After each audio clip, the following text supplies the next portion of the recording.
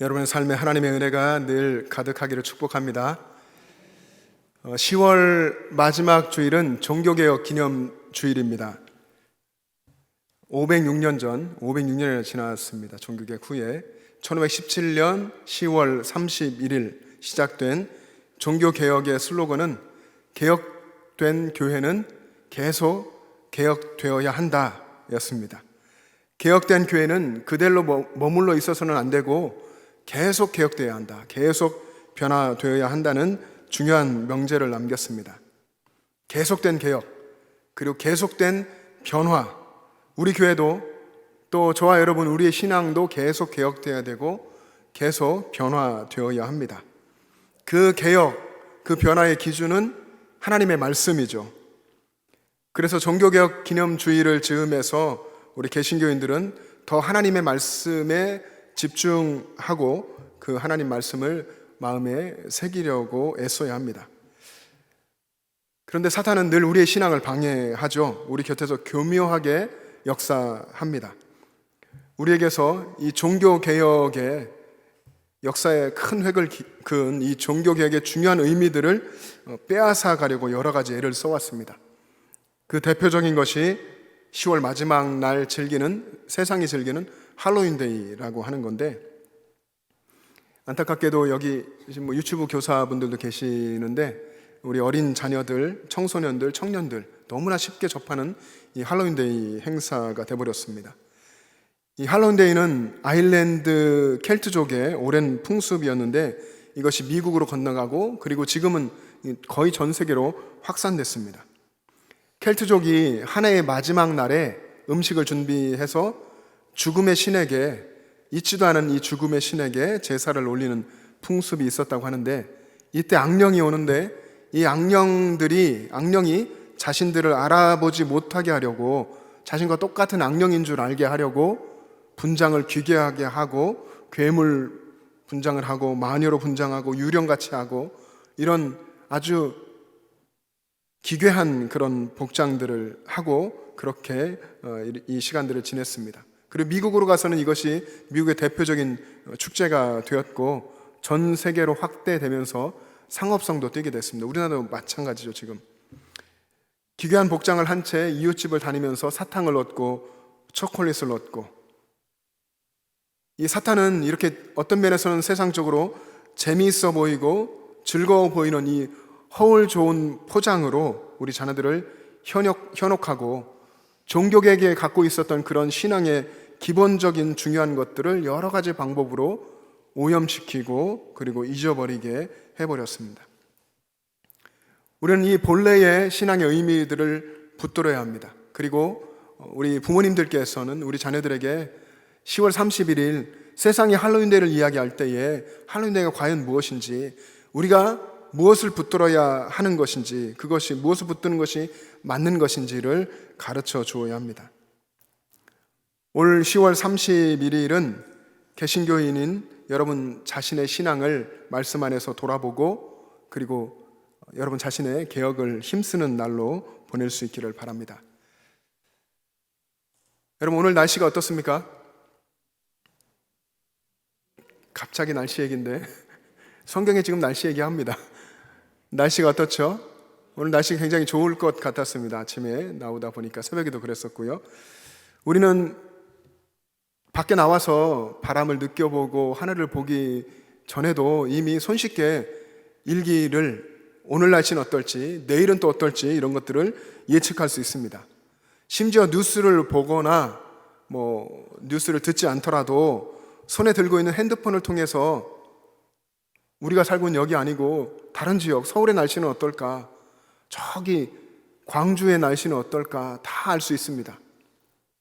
그리고 기온은 몇 도나 되는지, 그리고 바람은 어느 정도로 불는지, 비가 오는지, 비가 온다면 강우량은 얼마나 될지 이런 것들을 우리는 다 알 수 있습니다. 우리는 정확한 일기예보를 위해서 다양한 기상 관측 장비가 동원되고 그리고 그 수많은 데이터들을 받고 종합하고 분석하는 슈퍼컴퓨터가 쓰이는 그런 시대를 살고 있습니다.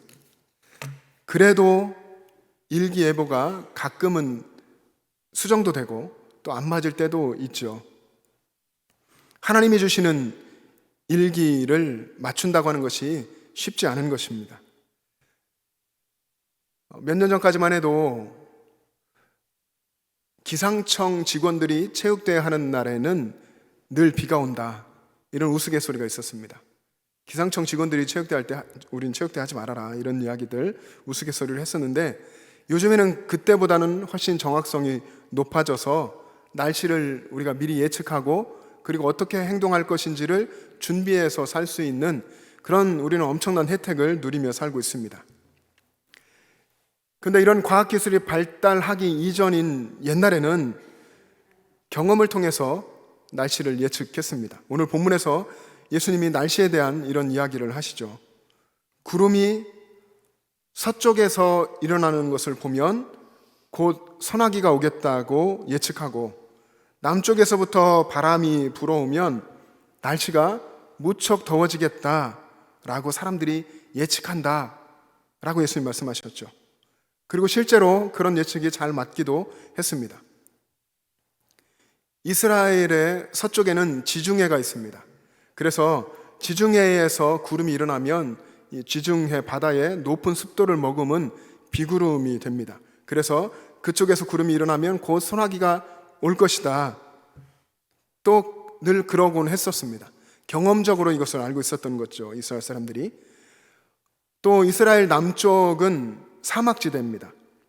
남쪽에서부터 불어오는 시로코라고 하는 열풍이 있었는데, 이 바람이 불면 이 바람은 이스라엘 남쪽의 아라비아 사막 그리고 네겝 사막을 통과해서 불어왔기 때문에 이 남쪽에서 오는 바람이 불어오면 날씨가 곧 더워지겠다, 많이 덥겠다, 그리고 이런 더워지면 사람도 짐승도 잘 활동하지 못하고 이 바람이 지나가기를, 이때가 지나가기를 기다렸다고 합니다. 이런 예측들도 다 경험으로 가능했었던 것이죠. 사람들이 예나 지금이나 기상 상황에 민감할 수밖에 없는 이유는 이런 기상의 변화가 실제로 우리의 삶에 엄청난 영향을 미치기 때문입니다. 그래서 우리는 아침에 일어났을 때에 그날 날씨를 분간할 수 있는 무엇이 있는지 또 살펴보죠. 옛날 사람들도 그랬고, 그래서 어떤 징조가 보이면 그것으로 날씨를 예측하고 그리고 대비하고, 그래서 오늘은 어떤 일을 할지 그렇게 준비를 했었던 것입니다.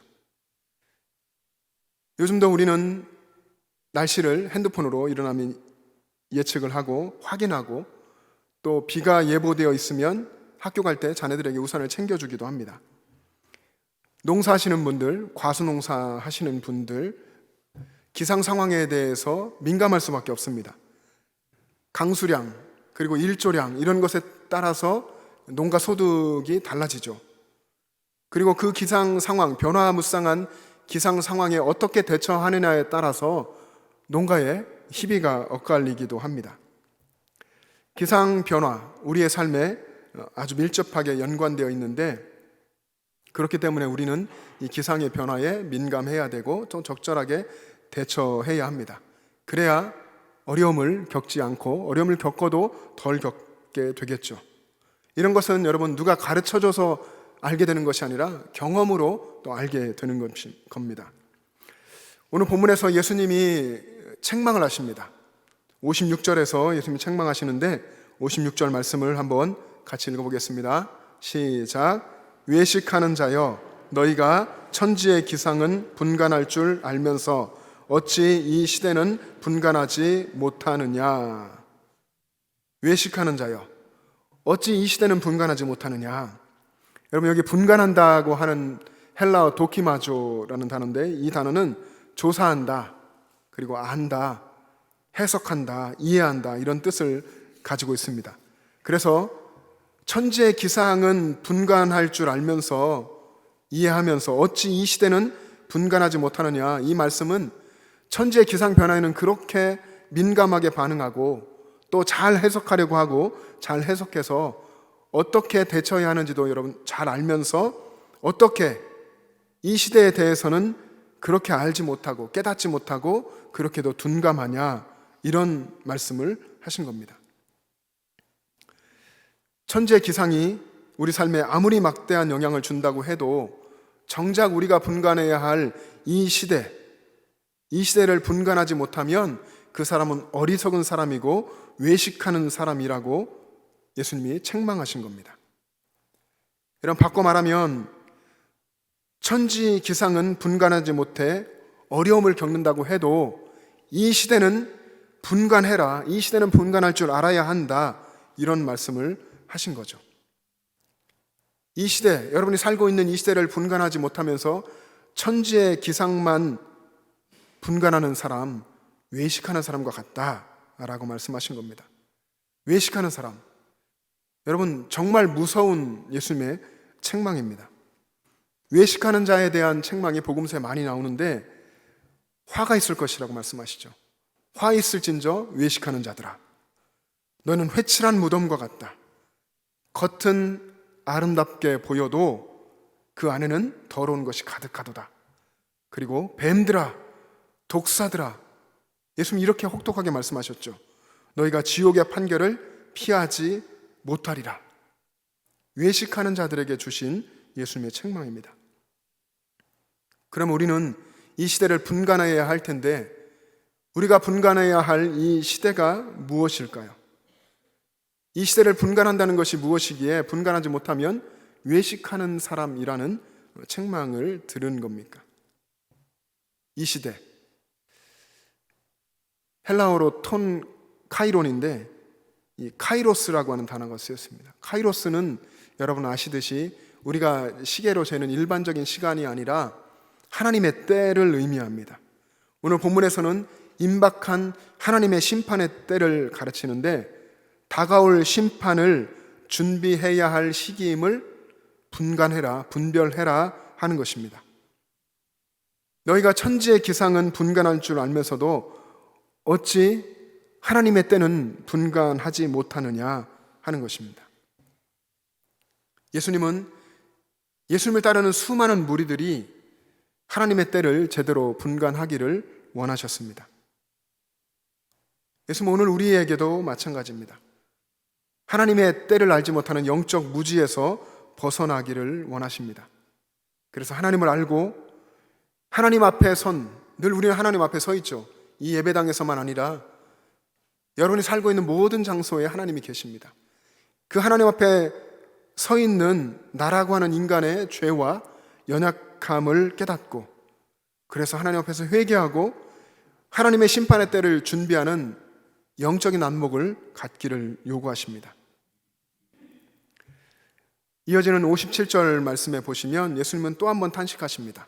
57절 말씀 보십시오. 또 어찌하여 옳은 것을 스스로 판단하지 아니하느냐? 어찌하여 옳은 것을 스스로 판단하지 않느냐? 천지의 기상을 분간하는 것보다 무엇이 옳은지를 스스로 판단하라는 것입니다. 그리고 이어서 58절과 59절에 예수님께서 한 이야기를 하시는데, 거기 보면 너를 고발하는 사람과 함께 재판정으로 갈 때에 그 사람과 속히 화해하기를 힘써라. 화해하지를 못하면 감옥에 넘겨질 것이고 내가 한 푼이라도 남김없이 갚기 전에는 거기서 나오지 못하리라 말씀하시죠. 자신의 죄를 깨닫고 속히 해결하라는 말씀입니다. 자기 자신 앞에 닥칠 일을 분간하지 못하는 어리석은 사람도 예수님은 외식하는 사람이라고 책망하신 것입니다. 예수님은 천지의 기상은 분간할 줄 알면서 이 시대, 자신이 살고 있는 이 시대를 분간하지 못하는 사람, 하나님의 때를 분간하지 못하는 사람, 자신에게 닥칠 일을 스스로 판단하지 못하는 사람을 외식하는 사람이라고 책망하셨습니다. 여러분, 만약에 누군가가 하늘을 보면서 손바닥만한 작은 구름이 일어나는 것을 보면서 곧 큰 비가 올 것이라고 예측하고 알려준다면, 성경에 엘리야가 그랬죠. 기도하고 그리고 손바닥만한 구름이 나중에 올라왔고 큰 비가 내렸습니다. 이런 사람들이 있다면 기가 막히게 기상을 예측하고 알려주는 사람이 있고 대비를 하는 것을 미리 알려준다면 사람들에게 참 지혜롭다고 칭찬을 받을 것입니다. 또 살갗을 스치는 작은 미세한 바람만 느껴져도 곧 덥겠구나 예측을 하고 알려주는 사람이 있다면 그 사람도 역시 참 지혜롭다, 사람들이 칭찬할 것입니다. 근데 사람들에게는 그렇게 칭찬받을지라도 정작 자신 앞에 닥칠 하나님의 때, 우리 주님의 재림, 그 심판의 날을 대비할 줄 모른다면 그 사람은 지혜로운 사람이 아니라 어리석은 사람이고 외식하는 사람일 것입니다. 여러분, 안타깝게도 우리가 사는 이 시대, 오늘날 신앙생활 한다는 사람들 중에 시대를 분간하지 못하고 스스로 옳은 것을 판단하지 못하는 사람들이 많이 있습니다. 주님이 다시 오실 재림의 때를 의식하지 않은 채 사는 사람이 많이 있습니다. 주님이 다시 오시지 않을 것처럼 그저 하루하루를 세상 사람들과 다르지 않게 살아가는 사람들이 너무 많습니다. 우리 예배의 앞부분에 순서를 따라서 사도신경을 외우며 신앙 고백을 했습니다. 그때 우리들은 다 거기로부터 살아있는 자와 죽은 자를 심판하러 오십니다. 우리의 신앙이라고 그렇게 고백을 합니다. 그렇게 했습니다.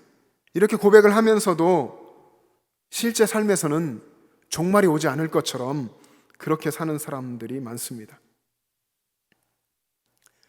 오늘 날씨가 비가 올 것인가, 그러지 않을 것인가, 이런 것들, 이런 류를 분간하는 것보다 더 중요한 것은 우리가 다시 오실 주님을 맞이할 준비를 하고 사는 것입니다.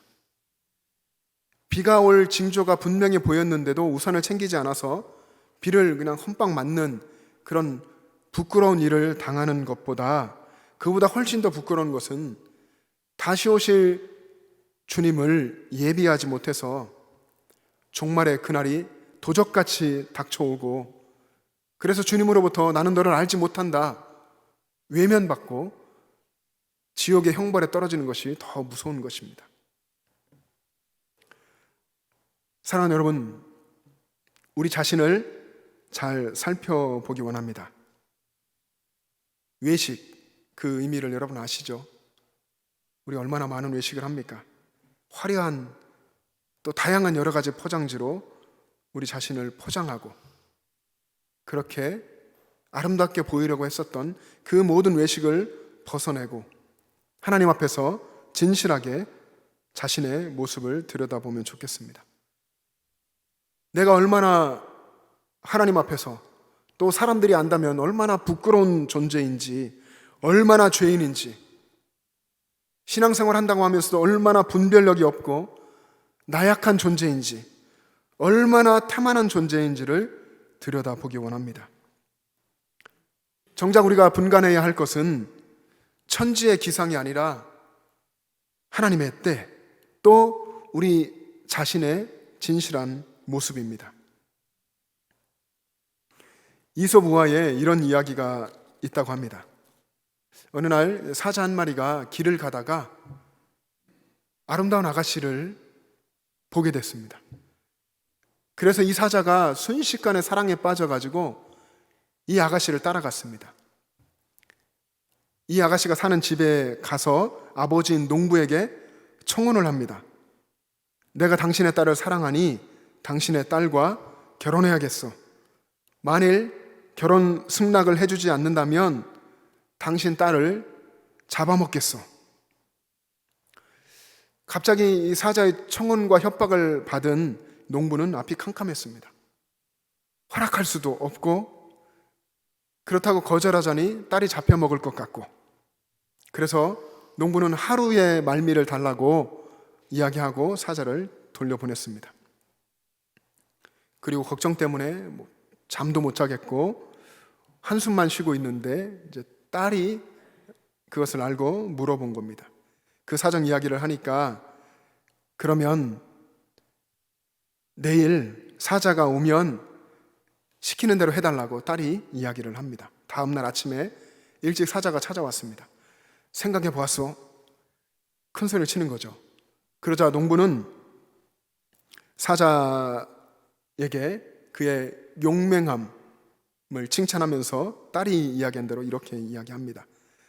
내 딸도 당신처럼 성실하고 용감한 사자라면 결혼하고 싶다고 합니다. 다만 한 가지 걱정이 있다고 하더군요. 그러자 사자는 예쁜 아가씨가, 아름다운 아가씨가 청혼을 받아준다고 하니까 기뻐서 묻습니다. 걱정이라니 그게 뭐요? 내 딸도 당신을 좋아하는데 당신의 그 날카로운 발톱이 무섭다고 합니다. 그 발톱이 무서워서 당신 가까이 갈 수 없다고 하니까 그 발톱만 뽑아주시면 시집을 보내겠습니다. 이 아름다운 아가씨에게 마음을 빼앗긴 사자는 그거에 어렵지 않지 하고서 돌아가서 다음날 오겠다고 했습니다. 다음날 자신의 발톱을 다 뽑고 왔습니다. 그러자 농부는 사자의 이 용감한 모습들을 칭찬하면서 한 가지 더 걱정이 있습니다. 사실은 당신의 그 날카로운 이빨이 무서워서 딸이 결혼을 망설이고 있습니다. 그러자 사자는 이번에도 다시 내일 오겠다 이야기하고 돌아갔습니다. 그리고 자신의 이빨을 다 뽑은 거죠. 사랑에 빠져 있으니까 이빨을 다 뽑아왔습니다. 그리고 다음 날 또 찾아왔습니다. 이제 시키는 대로 다 했으니 당신의 딸을 주시오. 그러자 농부는 이제 몽둥이를 들고 지금까지는 너의 발톱과 이빨이 무서워서 이렇게 참았는데 내가 이제 무서울 것이 없다 하면서 몽둥이로 이제 사자를 내쫓은 겁니다. 여러분, 날카로운 이빨과 날카로운 발톱이 빠져버린 사자는 더 이상 사자다운 위엄을 잃은 것입니다. 마찬가지로 여러분, 그리스도인이 세상에서 하나님 나라의 백성으로서 가진 그런 성도다운 위엄 있는 삶을 살기 위해서는 세상에 빠지지 않고 세상 사람들처럼 꾸미는 외적인 모습에 빠져 있지 않고 세상 사람들이 알지 못하는 그런 하나님 나라의 가치를 붙들고 하나님의 것을 분별해내는 분별력과 판단력을 가지고 살아야 합니다. A.W. 토저 목사님은 세상과 충돌하라는 책에서 이렇게 이야기했습니다. 우리 모두는 이 세상에서 살아야 합니다. 우리 세상에 살 수밖에 없는, 본질적으로는 하나님이 우리를 세상에 보내시고 파송하신 것이죠. 세상에 살아야 합니다. 우리는 수많은 문명의 이기와 문화적 산물과 더불어 살아가지 않으면 안 됩니다. 그러나 그리스도인들이 이런 것들 속에 파묻혀 세상 사람들과 똑같이 살아가서는 안 됩니다. 우리는 이런 것들을 무비판적으로 받아들여서는 안 됩니다. 우리는 이런 것들을 지혜롭게 살펴서 거부할 것은 거부하고 받아들일 것은 받아들여야 합니다. 어떤 의미에서 그리스도인들은 이 세상에서 살지 않는 것처럼 이 세상에서 살아야 합니다. 여러분, 우리는 이 세상에 살지만 이 세상에 살지 않는 것처럼 살아야 합니다. 세상 사람들을 닮아서도 안 되고 또 세상처럼 살려고 세상 것들을 붙들고 빠져서도 안 됩니다.